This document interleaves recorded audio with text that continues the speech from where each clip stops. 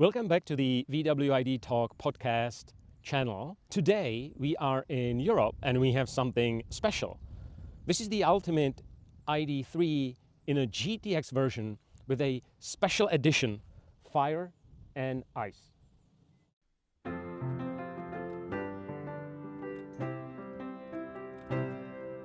So what is so special about this car? Well, this particular one is GTX with a performance package that has 200 kilowatts, give or take 326 or 330 horsepowers. It has a bigger battery in the floor, as you know from the VWID platform. This is the 79 kilowatt hour battery. And you see that the styling on the side is pretty sporty. So this beautiful red accent and also the special violet matching paint. This paint and the number of these cars is a tribute to the Fire and Ice Golf Mark II that was shipped in or built in 1990s. That's why they made only 1990 of these cars. So these cars are extremely rare. They might become a collector item. So from the side, of course, the badging is critical, and those wheels are beautiful. The 215 GTX wheels that are paint matched to the car. And you see the side skirts that are very dramatic, that add to the sportiness shape of the car. On a C-pillar, there is this special tape that mimics the fire and ice. Let's take a look to the front.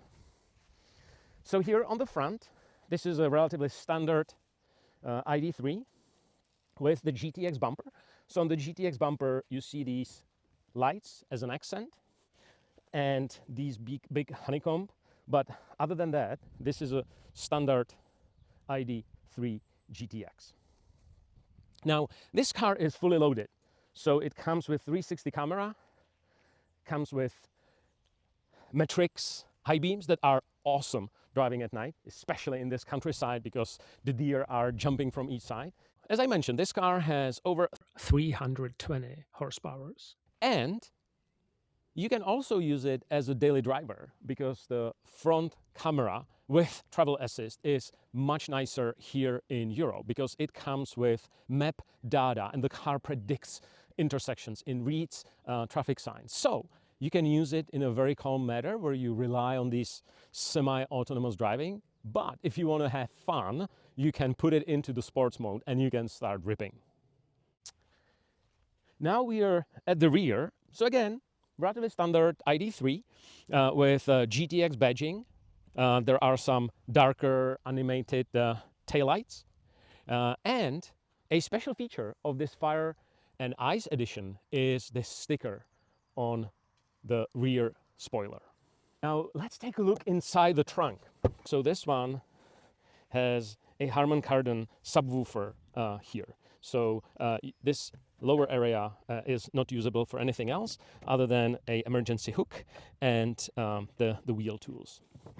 And a standard ID.3 trunk. And no, the liftgate is not motorized. But there is one thing. What is this?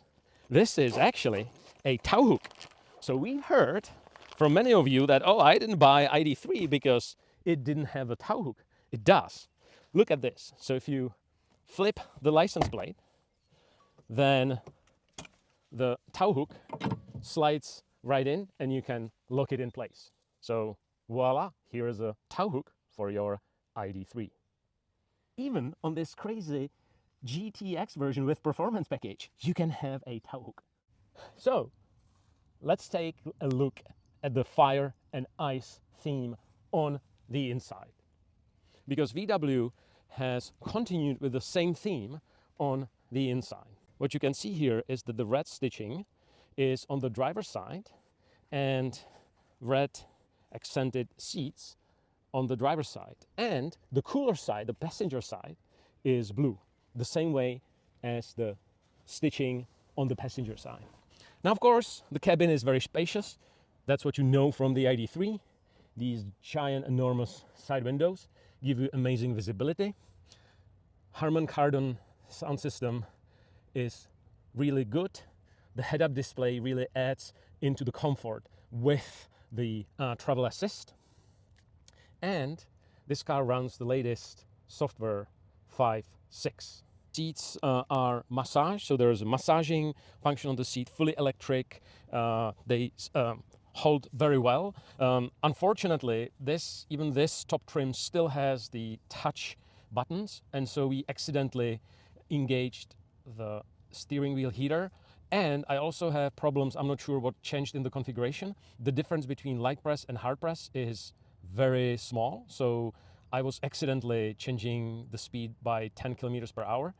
And then last thing, this control already should not exist on any high-end VW, including ID.7.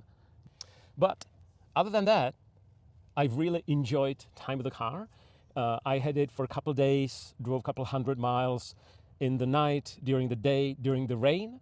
During the rain, you probably would expect that for that driving condition, you would prefer something that has all-wheel drive. So that would be the ID.4, ID.5 GTX, or potentially the Skoda Elroq, which is the brother of this car that also has a front-wheel drive. The ID.3 does not have an option of front-wheel drive. Now, one last thing, let's take a look at the back. How much space is there if I can sit behind myself? And here at the back, plenty of space, more than in a Golf. So my Mac and I fit really well behind me. I'm roughly 5'10", 180 centimeters. A lot of space, very comfy seating as well. Now this car does not have the moonroof. The view of the cockpit is really, really nice. So this is it, all about the ID.3 GTX in the fire and ice. Thank you, cheers, subscribe so you don't miss the next episode. Bye.